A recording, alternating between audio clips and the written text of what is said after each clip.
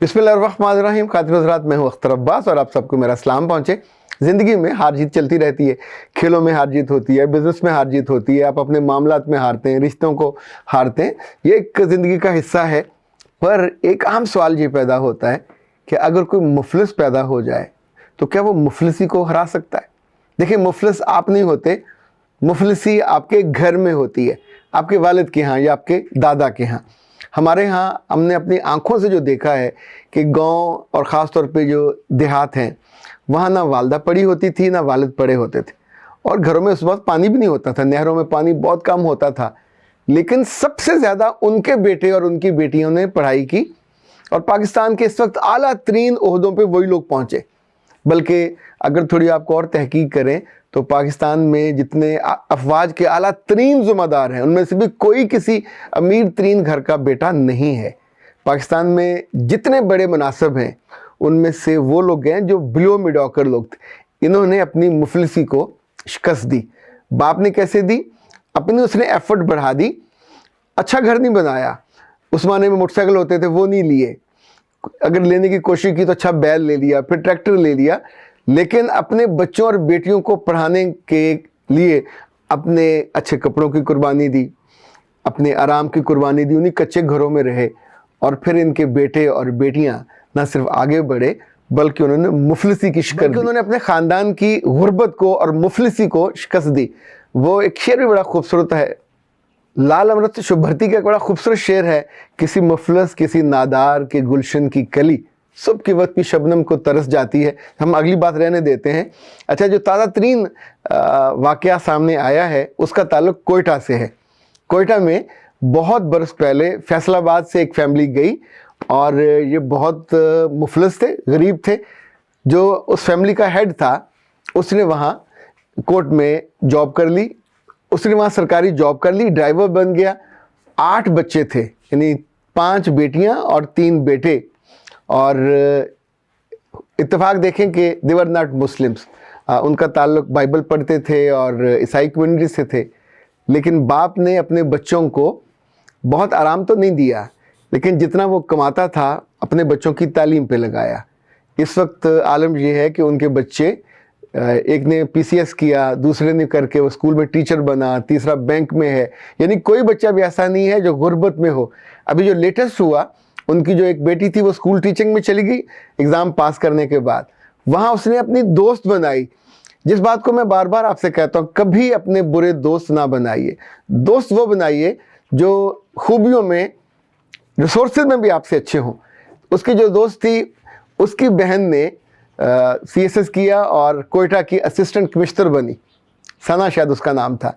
तो उस बच्ची ने अपनी बहन की दोस्त से दोस्ती की, उससे पूछा, उससे पूरी गाइडेंस ली।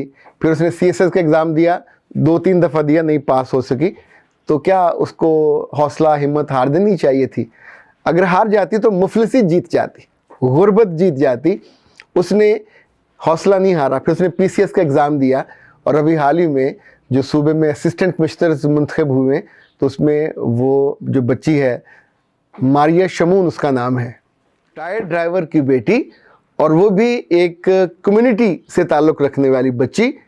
अगर हिम्मत करती हो, अगर हौसला करती हो और अपनी एफर्ट को बिल्कुल नैरो डाउन करके उस काम पे लगाती हो, क्या ख्याल है इस बीच में उसने बार बार लोगों को ब्लेम किया होगा, बार बार ये कहा होगा, हाय हम गरीब हैं, हम ऐसे हैं, हमारे रिसोर्सेज नहीं है, हमारा कच्चा घर है। अभी वो अपने ख़ानदान के सभी बहन भाइयों के साथ मिल के खड़ी होती है, तो क्या कभी इनको वो डिसऑन करेगी? आने वाले बरसों में वो अपने बहन भाइयों को भी आगे लेके जाएगी, उनकी पढ़ाई में, उनकी ग्रूमिंग में। इसी तौर पे ये इतनी बड़ी इज्जत उसने अपने माँ को दी, अपने बाप को दी, अपनी कम्युनिटी को भी दी कि बलूचिस्तान जैसा जो हमारा सूबा है इतना बड़ा, वहाँ वो असिस्टेंट कमिश्नर मुंतखब हुई है। जब सर्व करेगी, कल वो डिप्टी कमिश्नर बनेगी।